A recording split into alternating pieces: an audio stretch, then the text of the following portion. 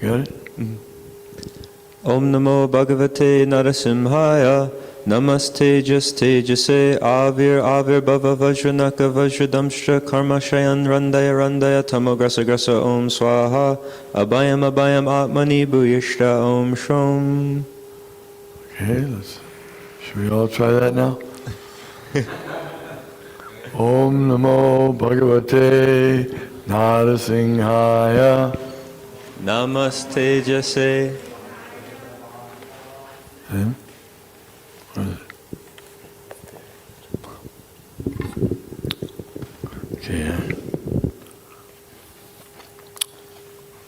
Namaste Jase.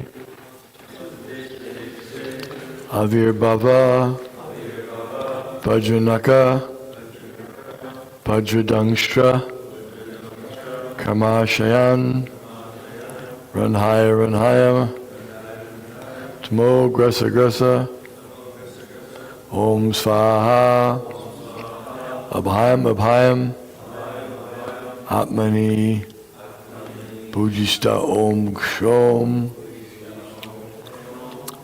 Om Namo Bhagavate Nrsimhaya.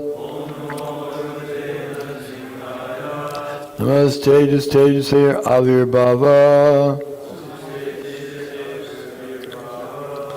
Vajranaka Vajradangstra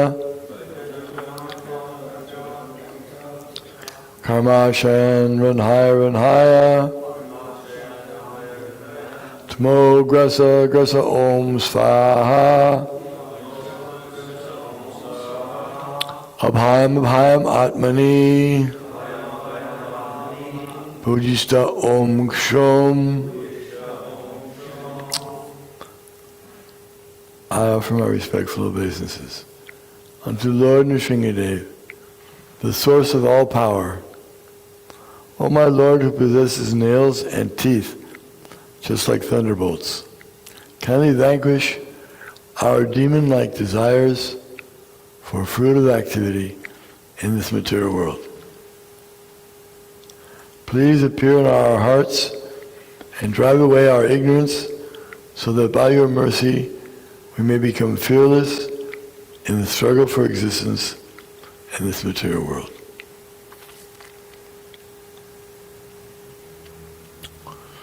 So, we have a Bhagavatam now?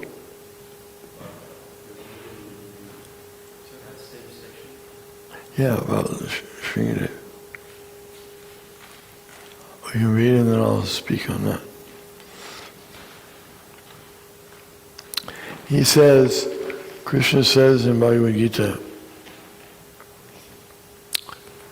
that paritranaya sadhanam vinashaya tradushkritam dharma samstapanartaya samavami yuge. Whenever there is a decline in religious practice,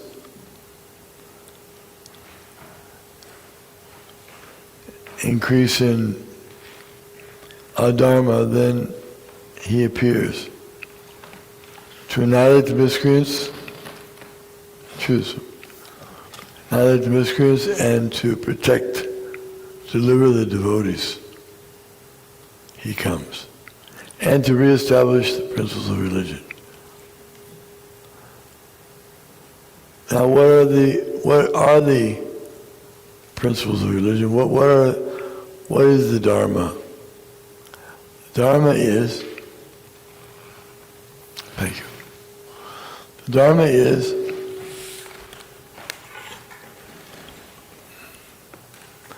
to all the principles of the Vedas, Vedaisha Sarvaraham Eva Vedyo, Vedanta Krid Veda Veda Vichaham. They're to bring one to Krishna. Dharmam to Sakshat Bhagavat Pranitam. Krishna, or God, is the giver of religion, of principles. Dharma comes from Him. And the highest principle of Dharma is to surrender to Krishna. To just accept what Krishna says above all other authorities. There may be many authorities, we have different leaders and different philosophers and different ideologies. But above them all is Krishna, because he's the source of everything.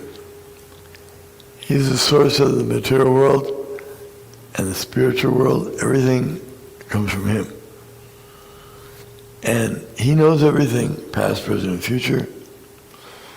And who can be a better giver of what's right and wrong than God, than Krishna?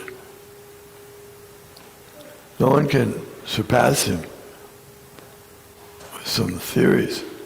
Sometimes people say they think everything can be explained by mathematical formulas. But Krishna's above material, mundane mathematical formulas. He cannot be captured by a mathematical formula. How can you explain? This is why they have such a difficult time. Because they try to explain everything in terms of matter.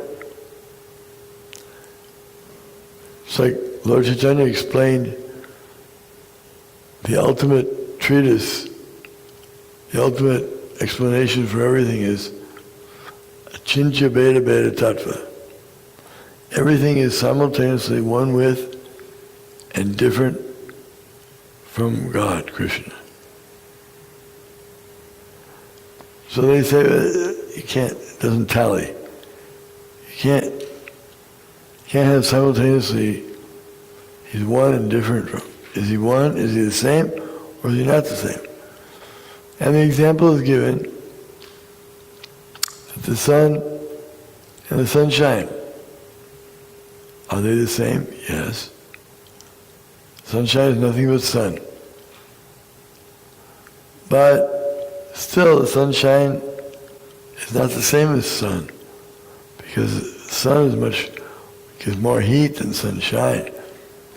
And there's so many other things on the sun planet going on. So sunshine is simultaneously one with and different from the sun. So every living entity, everything is one with and different from Krishna at the same time. That's inconceivable, achintya. But this is the ultimate philosophy that explains everything. So if they don't accept anything beyond things that they can perceive and they can understand with their limited minds, intelligence, and senses, then they're unfortunate. Then they won't be able to come to Krishna's lotus feet. Okay, so we're going to read a little bit from Prahlad pacifies Lord Nrsimhadev with prayers. So this is already after Lord Nrsimhadev appeared. Many of you know the story of his appearance.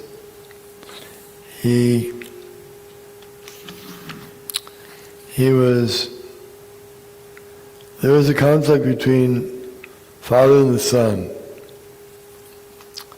Hiranyakashipu, the father was demoniac, atheist, and the son, Prahlad, was a great theist, devotee. So they would disagree on many points, and the father was getting so upset that the son was not agreeing with me. And so he finally just decided there's no way. If the leg is toxic, if the leg is completely gone, infected, you just have to cut it. You have to cut it, otherwise you lose the whole body. So that was his rationale. I'm going to have to cut this Prahlad out. I have to finish him. Otherwise you'll ruin my whole family. The whole dynasty will be ruined. That's what he was thinking. How can I have a son, me, Hiranyakashipu, the epitome of atheism? How can I have a son that's the epitome of theism? Not possible. So he decided to kill him. But before he killed him, he wanted to teach him a good lesson also. Being a dutiful father, wanted to make sure he taught his son the best things. So he wanted to make sure that he understood there's no God above your father. And you can just forget that idea.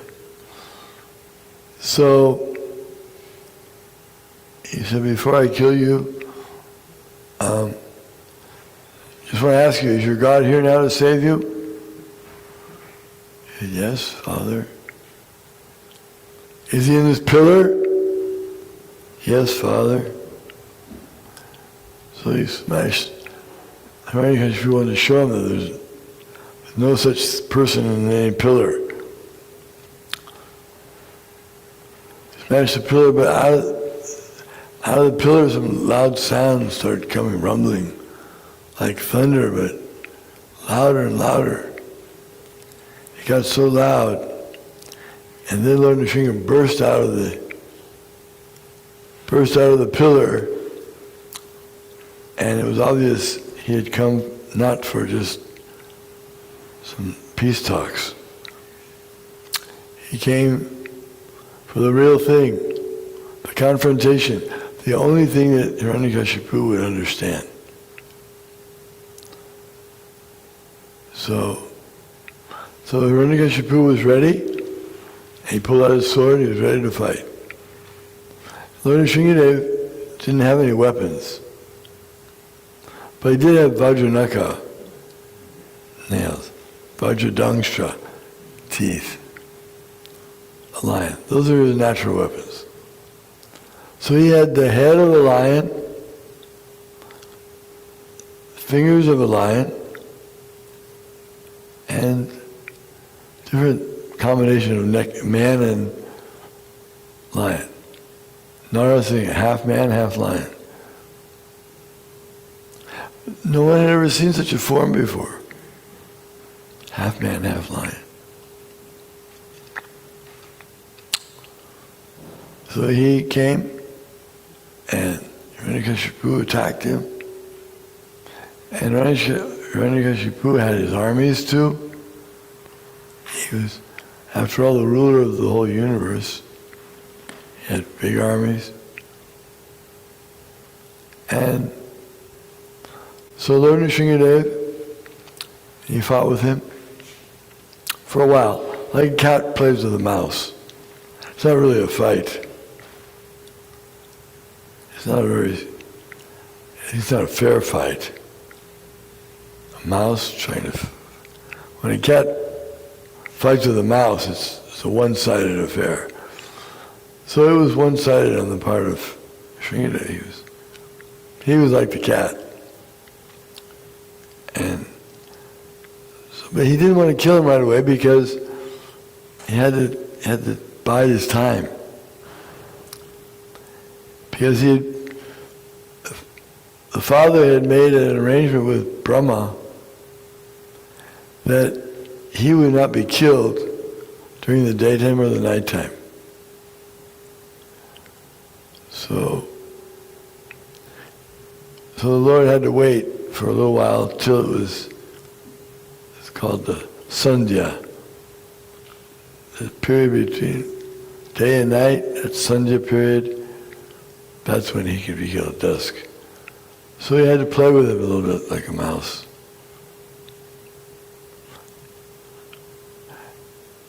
But the demigods were worried that he might get away, so they were frightened too, because if Hiranyakashipu had noticed that they were watching, hoping that he would be losing, and then if he won, then they'd really be in trouble. So they were worried about that. They didn't have complete faith. Prad Maharaja wasn't worried. Therefore we read this verse. Let me become fearless. Abhayam. We have A.C. Bhaktivedanta Swami. Abhay Charanaravinda. Fearless at the lotus feet of Krishna. So that's how we can become fearless, is to stay always at the lotus feet of Krishna. Then there's no danger, because Krishna always protects his devotees. So they fought for a while, and then finally Hiranyakashipu met his end, but he was also promised by Lord Brahma that he wouldn't be killed with any weapons, so that's why the fingernails were important, not a weapon. He wouldn't be killed by any man or beast, so it wasn't any man or beast. And it wasn't on the land, or the sea, or in the air. 3 places. So he had to kill him in a special place. It wasn't on the land, wasn't in the air, wasn't in the water. So he thought his lap. It's not land. It's not.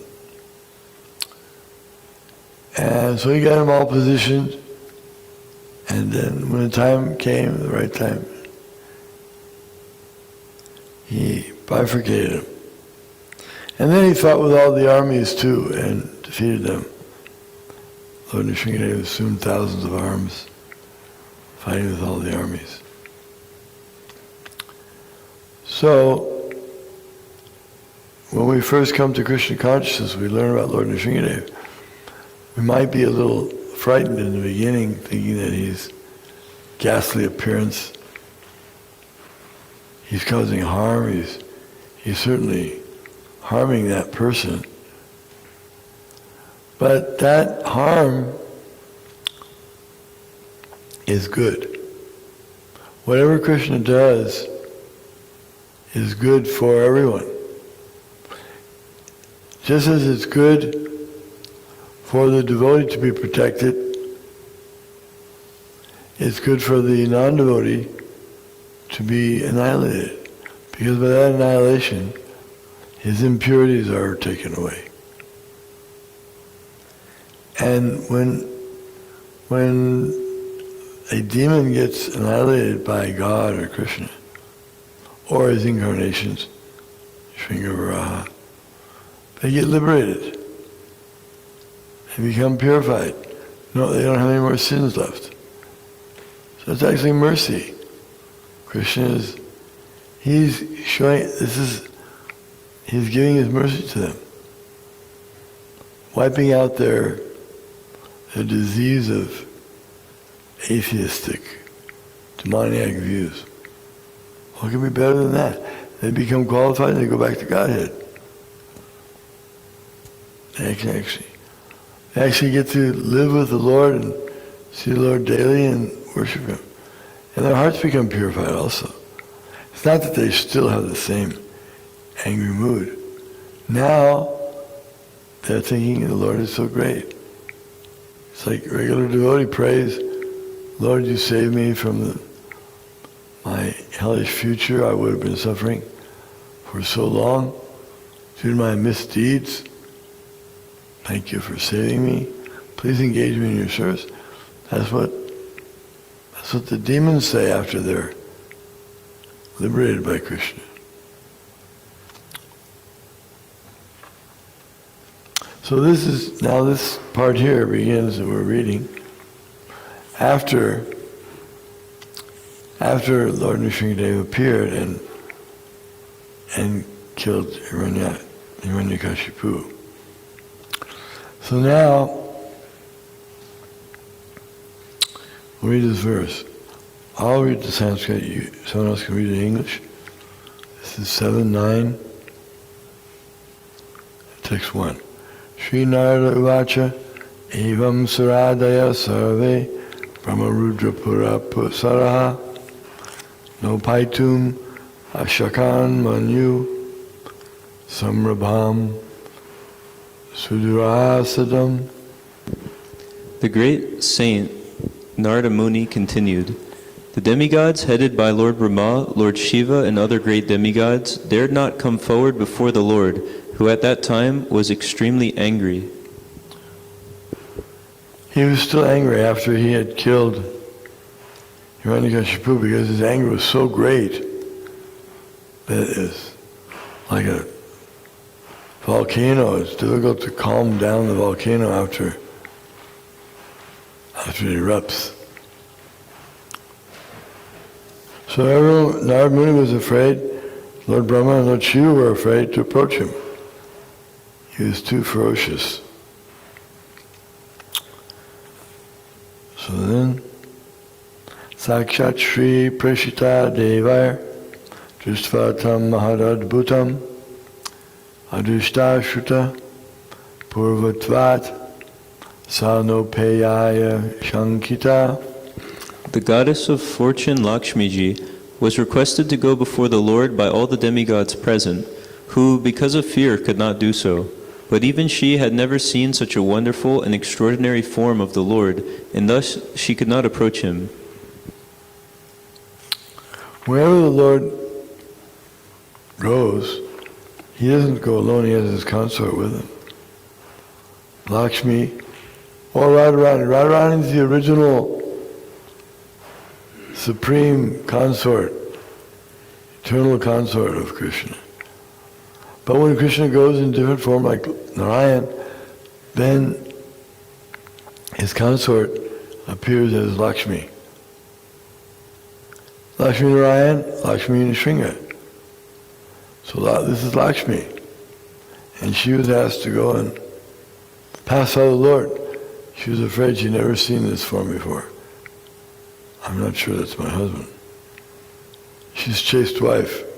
She didn't want to take any chances. So she wouldn't go.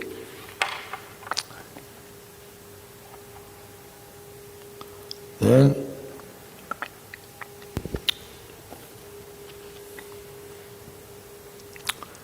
Prahlad Preshayamasa Brahmavastitam Antike Tata Prasham Amayopehi Swapitre Kupitam Prabhum. Thereafter, Lord Brahma requested Prad Maharaja, who was standing very near him, "My dear son, Lord Nrsimha Dev is extremely angry at your demoniac father. Please go forward and appease the Lord." Tateti Shanakai Rajan Mahabhagavator Bakaha Upecha Bhuvikayena Nama Vitanjali. Narada Muni continued, "O king, although the exalted devotee Prahlad Maharaj was only a little boy, he accepted Lord Brahma's words. He gradually proceeded toward Lord Nrsimha Dev and fell down to offer his respectful obeisances with folded hands. Because they told him, Prahlad, you have to go, because he came to save you. He came to deliver you. And so Prahlad agreed, even though he was just a young boy, 5 years old. His duty was, he was not afraid, just as the lion cub, maybe you've seen video of a lion cub with the father lion. Father lion is ferocious, everyone's afraid of him. But the cub goes and scratches him right in the face. Father tolerates it. He enjoys it. And the cub is not afraid. Because that's the intimate relationship. So Prahlad was like that. Cub, not afraid of the Lord. This is my father. He won't hurt me. And we're all children. Every living entity is Hambija Pradapita, is the son of Krishna. We're all connected to Krishna.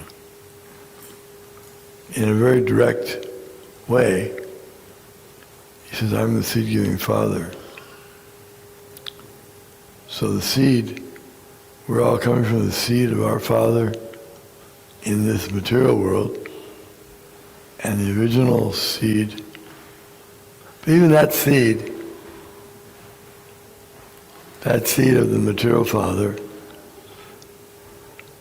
the original bearer or giver of these seeds is Krishna.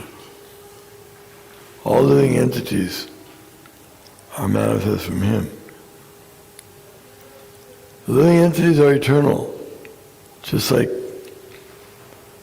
the Lord is eternal, always existing. Nityo nityanam chaitanas chaitananam eko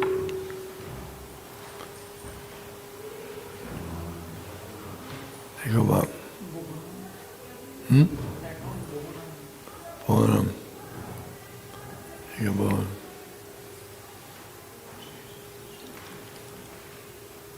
Nityo nityanam chaitanas chaitanam eko bhavanam yovidadati kama.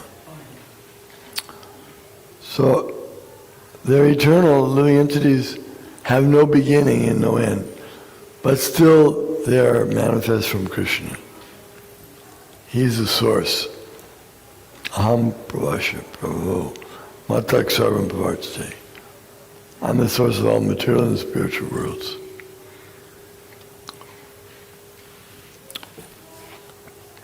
So Prahlad came forward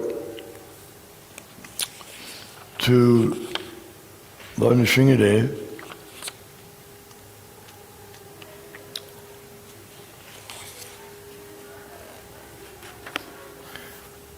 Swapadamule patitam tam arbakam vilokideva kripaya pariplutaha utapya trishnya dadat karam bhujam kalaha vitrastadhyam tabayam.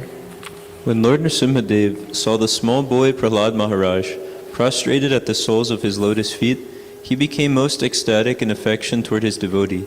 Raising Prahlad, the Lord placed his lotus hand upon the boy's head, because his hand is always ready to create fearlessness in all of his devotees. So it's not that Lord Nrsimha is always angry. He's always angry. He's just angry at the demons, those who try to deny the Supreme or work against him or harm his devotees. Then he becomes very angry. Otherwise, he's always blissful. He's in bliss anyway. Even his anger towards the demons is part of his bliss. For Krishna, everything is blissful. Nothing is unpleasant. Because everything he does has therapeutic and healing characteristics. It's like the sun. When the sun pours its shining rays on a filthy place, the filthy place becomes purified. That's the power of the sun. But the sun never becomes impure by absorbing the moisture of a filthy place. The sun never becomes contaminated or diseased. Similarly, Krishna never becomes affected by any bad qualities of anyone he might touch. Sometimes Krishna doesn't like to touch them directly, they're so impure. Not that he would become impure, like in the case of Kalyavana. Lord Krishna considered him so impure, he didn't even want to kill him with his own hand. He didn't want to become contaminated. So he arranged for Muchakunda to kill him. But Krishna doesn't become affected. Even if he did kill 1 million Kalyavanas, he wouldn't become affected. But he purifies them. So no one loses. In a Krishna pastime, it's not like one side wins and one side loses. One side's happy, the other side's unhappy. In Krishna's pastimes, everyone's happy. Everyone wins.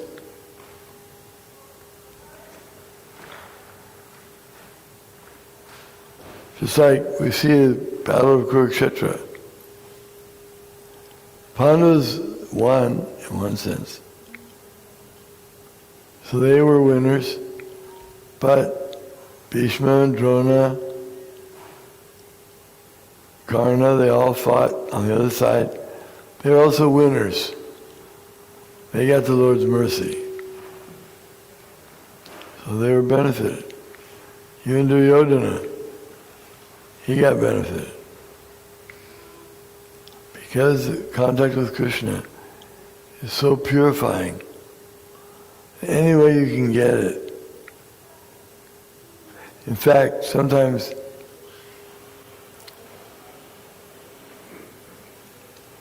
Krishna's friend in Dwarka, he looks like Krishna.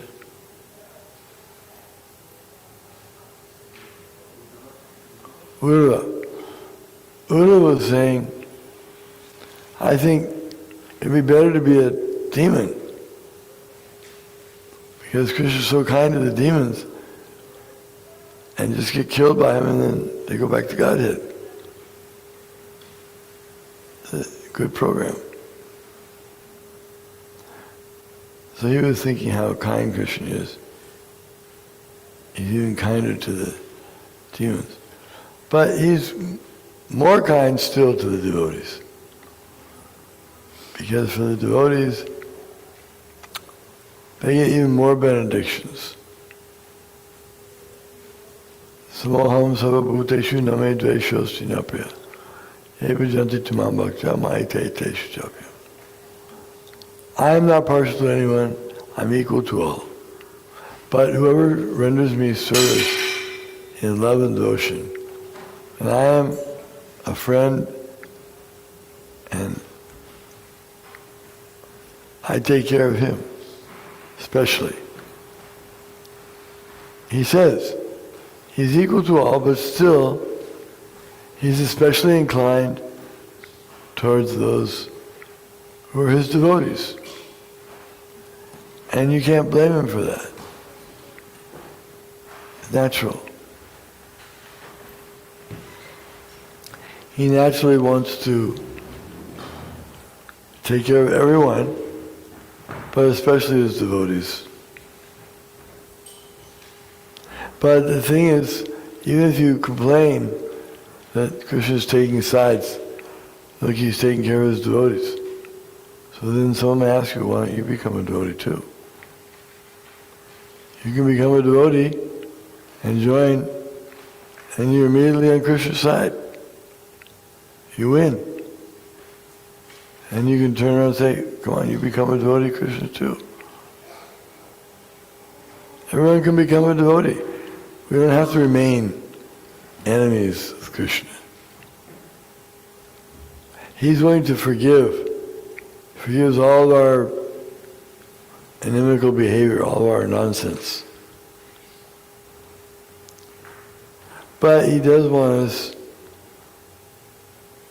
to be straightforward in our willingness to give it up.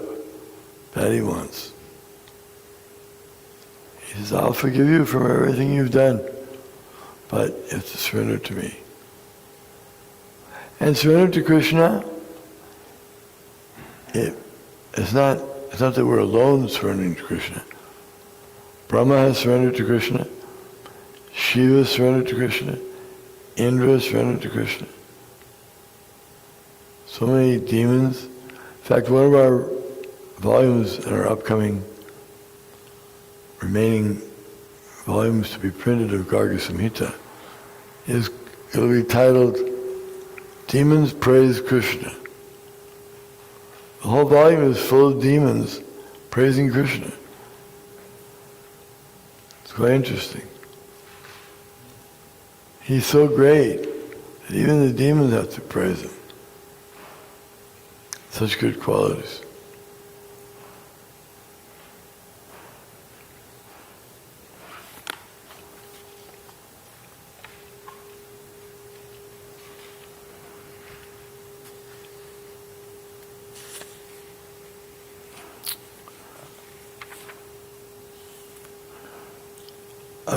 Taushi Tarim Ekagra Manasa Susamatitaha Prema Kadgadaya Vacha Tanyasta Hridayekshanaha. 7. Prahlad Maharaj fixed his mind and sight upon Lord Nrsimha Dev with full attention in complete trance. With a fixed mind, he began to offer prayers and love with a faltering voice. This is famous verses. Prabhupada loves to quote and discuss these verses. Shri Paradu Acha Pramadaya Surgana Munayata Siddha Satvaikan Katana Katayo Vachasam Pravahai Naraditum Purugunar Adinapi Pipruhu Kim Toshtum Arti Same Jate. Prahlad Maharaj prayed, "How is it possible for me, who have been born in a family of asuras, to offer suitable prayers to satisfy the Supreme Personality of Godhead? Even until now, all the demigods headed by Lord Brahma and all the saintly persons could not satisfy the Lord by streams of excellent words. Although such persons are very qualified, being in the mode of goodness, then what is to be said of me? I am not at all qualified." The devotee always thinks that he's unqualified. Even if he appears to have qualifications, just like the 6 Rupa and Sanatana especially when he approached Lord Chaitanya, if you can give me a little more volume, he said that I'm coming from a very low-class family. My association is all contaminated. So he considered himself very fallen. This is required. Humility is one of the first qualities of a devotee. Without humility, because we're taught in the material world to try to think ourselves big, and we like to glorify ourselves, and we like to believe it also that we're great. And then if we become puffed up, I'm great. I'm so great I don't need to hear what Krishna says. Someone says, "Would you like to read Bhagavad Gita?" No, I don't need it. I'm fine. So that pride keeps us from making spiritual advancement. But if one thinks, I'm so fallen, I don't know anything, I'm suffering, confused, and I don't know what to do, so surrender to Krishna. That's what the devotee does, that because he's humble. So we have to begin to cultivate humility. Trinadapi sunichena, Tarorapi sahishna, Manida, Manadena kirtaniya sarahari. One can chant the holy name of the Lord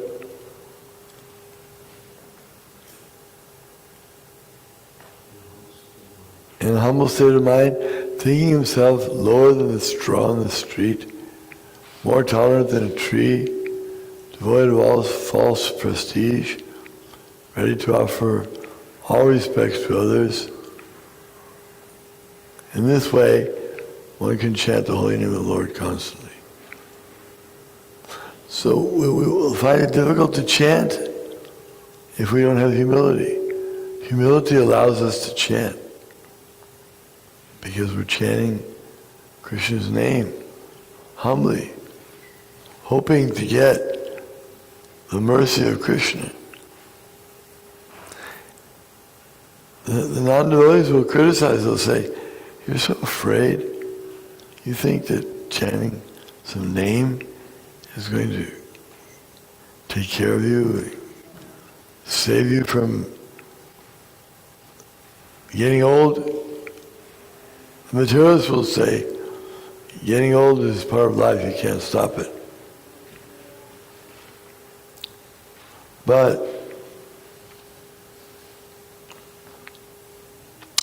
a devotee knows that even if he has to give up the body, he knows that Krishna will save him, because we're not the body. The body cannot be saved. This body is, you can use it for a while, and then it won't work anymore.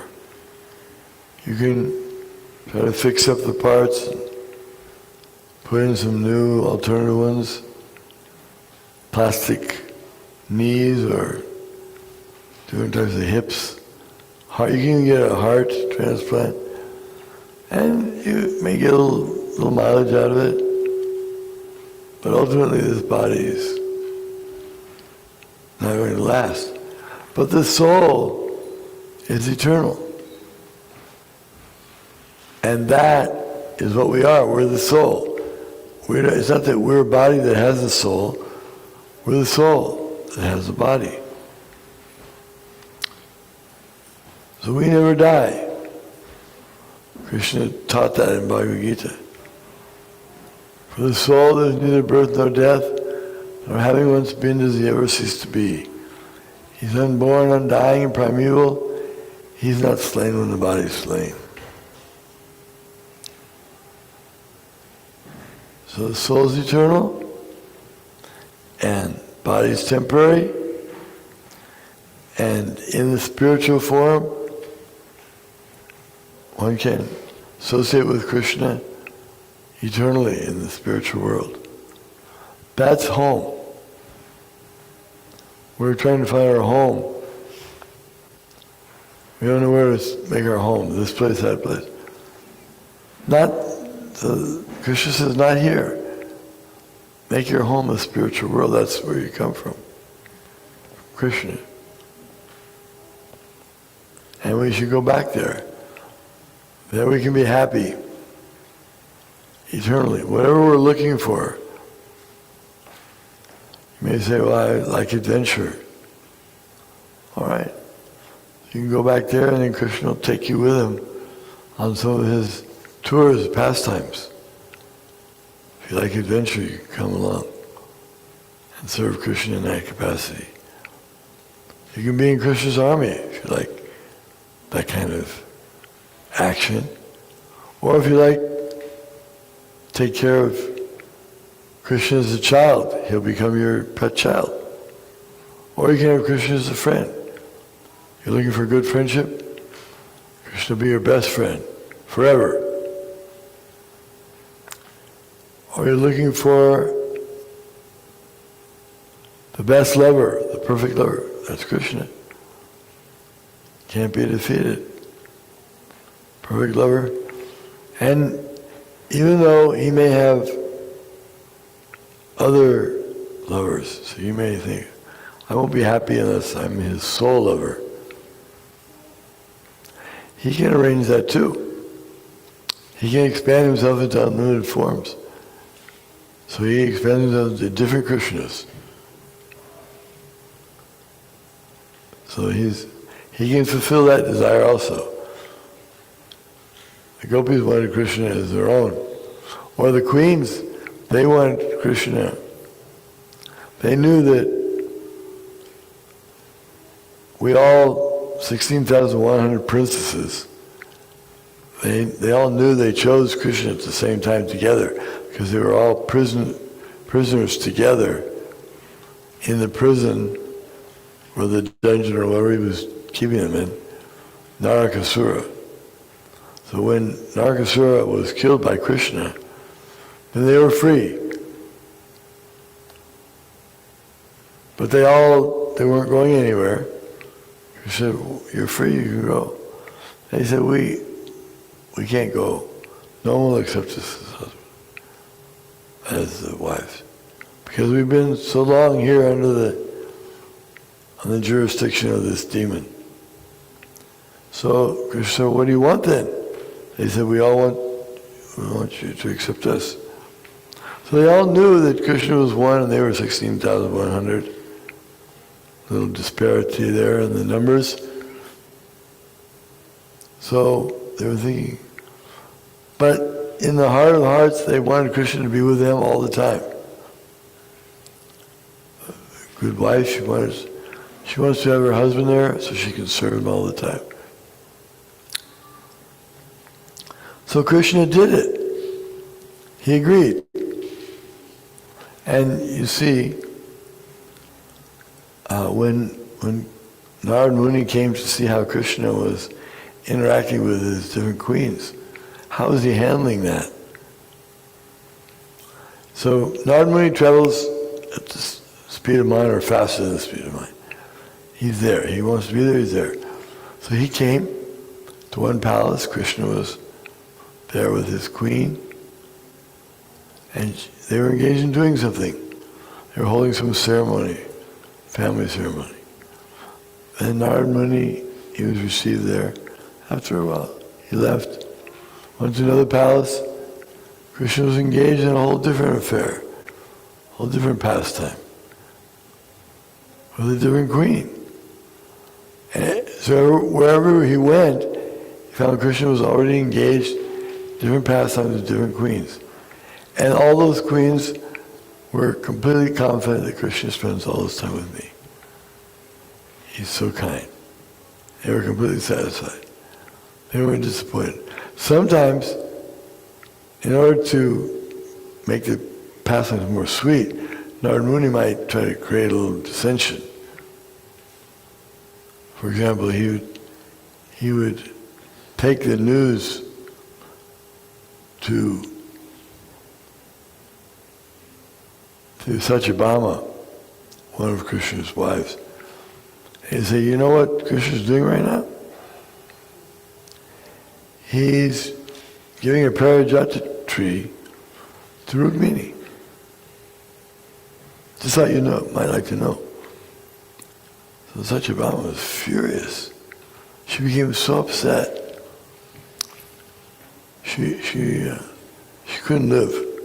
Finally, when Krishna came back and saw her, she was in the, the sulking room. The queens, they had sulking rooms.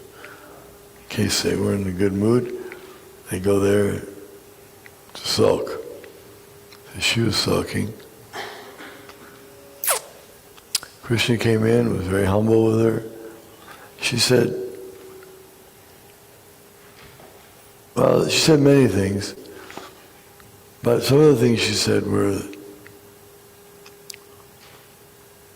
you always told me I was your favorite queen. And now I see the reality. I'm not your favorite queen. So I ask for your permission. I'd like to kill myself. But I have to do it with your permission, of course. So Krishna didn't give her permission. And he convinced her that he would give her a whole tree of Parijata, not just a Parijata flower. Rukmini got a flower. He promised Satyabhama, I'll give you a whole tree of Parijata. Is that all right? She said, yes, that's very nice. And he did it. He made that promise. And it's a long story. It's a wonderful story.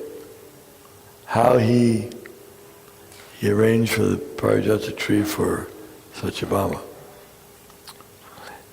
Because he'll do anything for his wives. Because he's a perfect husband, perfect boyfriend, perfect friend, perfect son, perfect master. Krishna's perfect in his relationships. So one can have whatever relationship he wants with Krishna. Krishna is ready to interact. So Prahlad, as a devotee, pure, humble devotee, servant, Krishna plays the perfect master.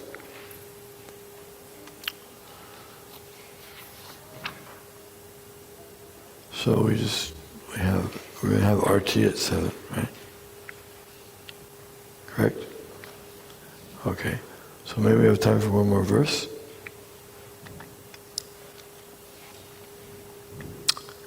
Tasmadaham Vigata Viklava Ishvarasya Saratmanamahi Granami Yatamanisham Nicho Jaya Guna Visargam Anupravishta Puyeta Yena Hipuman Anuvarnitena. Therefore, although I was born in a demoniac family, I may without a doubt offer prayers to the Lord with full endeavor, as far as my intelligence allows.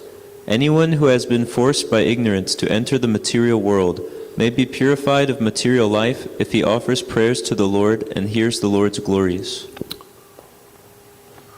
That's nice advice, that we should hear the Lord's glories and glorify Him. Then we'll become purified, even of our materialistic background, all of our mistakes we made since time immemorial. We've been acting in a very nonsensical way, completely forgetting about God as if He didn't matter, as if it wasn't important. So now we're trying to learn the lesson.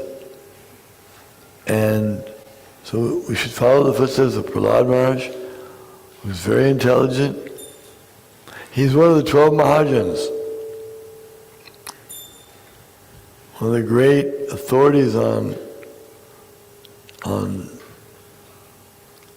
Dharma, on knowing what is right. So Prahlad is one of the great authorities.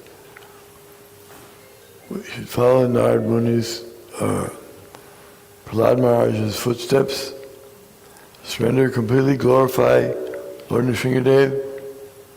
We can ask for his protection. We can ask for him to purify us, to make us fearless while we're in the material world, and allow us to try to serve him and serve his devotees. That's the main prayer of the devotees, is allow me to be the servant of your servants.